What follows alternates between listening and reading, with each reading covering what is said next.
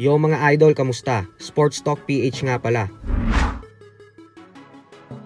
Ang banat ni Haney, pag-usapan natin yan mga idol. Ngunit bago ang lahat ay huwag kakalimutang mag-subscribe at i-click ang notification bell button for more sports talk.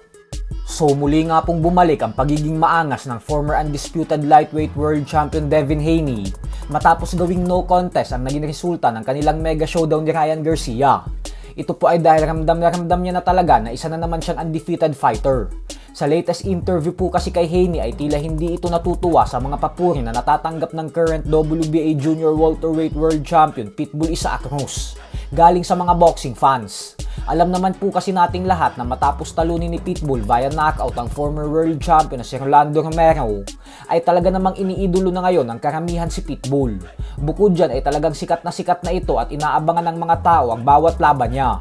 Lalo na nang pahirapan pa nito ang current WBA lightweight world champion Gervonta Tank Davis mahigit 3 taon na ang nakakalipas. Kaya naman dahil dyan ay hindi na napigilan pa ni Haney na tirahin si Pitbull. Ayon po kasi kay Haney ay pag nagtuos daw silang dalawa ni Pitbull, ay pagmumukain niya lang umano itong amateur at isang pangkaraniwang boksingero.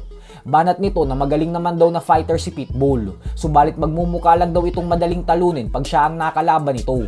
Wala umanong pinagkaiba si Pitbull sa mga nakalaban niya sa nakaraan, kung saan tinalo niya daw ang lahat ng tinatapat sa kanya sa ibabaw ng lona nang walang kahirap-hirap. Kaya naman sa bandang huli, ay nangako si Haney na wawasakin niya daw ng buhay si Pitbull upang magising ang mga fans sa katotohanan na siya talaga ang numero 1 pinakamagaling na boksingero sa buong mundo. Agad naman po itong nakarating kay Pitbull, kaya naman bagamat naghahanda ito para sa kanyang kauna-unahang world title defense kontra kay Jose El Rayo Valenzuela na nakatakdang ganapin sa susunod na buwan sa undercard ng Terence Crawford versus Israel Madrimov, ay nagbanta na din si Pitbull na pag natalo niya si Valenzuela, ay gusto na agad nitong dumiretso sa laban kontra kay Haney. Subalit ang problema nga po dito ay biglang kumambyo si Haney at sinabing magpapahinga daw muna siya sa pagboboxing at babalik na lang siya makalipas ang 2 taon. Pero hindi daw muna si Pitbull ang gusto niyang labanan at bagkus gusto niyang makipag-rematch kay Ryan Garcia. Sa kabilang banda naman mga idol ay muli nga pong nagpakitang gilas ang undefeated prospect na si Emiliano Vargas sa undercard ni Teofimo Lopez nitong nakalipas na linggo lamang. Para po sa mga hindi nakakakilala sa bagitong boksingero na ito, ay anak po siya ng legendary fighter na si Fernando Vargas ng Mexico. Dahilan kung bakit kahit baguhan pa lang siya, ay grabe na ang natatanggap niyang atensyon sa mga media at fans.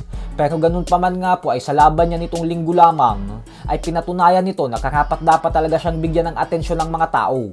Gawa ng tinalo niya agad via first round knockout ang kanyang katunggali na si Jose Zaragoza. Halos hindi man lang ito pinagpawisan sa laban. Dahil sa panalong ito ni Vargas ay umabante na ang kanyang napakalinis na record sa 11 wins with 9 knockouts at walang talo.